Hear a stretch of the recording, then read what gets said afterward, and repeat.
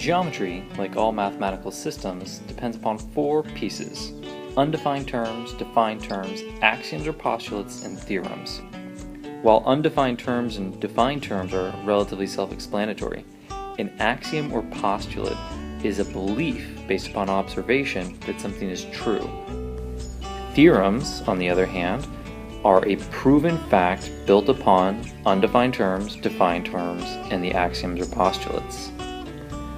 We can define many things. For instance, an isosceles triangle is defined to be a triangle with two congruent line segments. In this case, the line segments which are congruent are CB and BA. Whatever we define, it is important that the definition names the term being defined, places it into some kind of set or category, and distinguishes the defined term from other terms as succinctly as possible.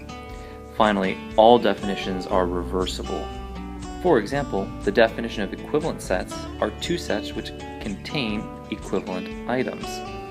If we define B to be the set 3, 2, 1 and A to be the set 1, 2, 3, these two sets are said to be equivalent. We have previously discussed the definition of a line segment. A line segment is the set of all points between 2 points on a line. We've already discussed informally the notion of distance between points. However, formally speaking, the distance between 2 points is the length of the line segment which connects them. Congruent line segments are defined to be line segments which have the same length. We've used this notation before.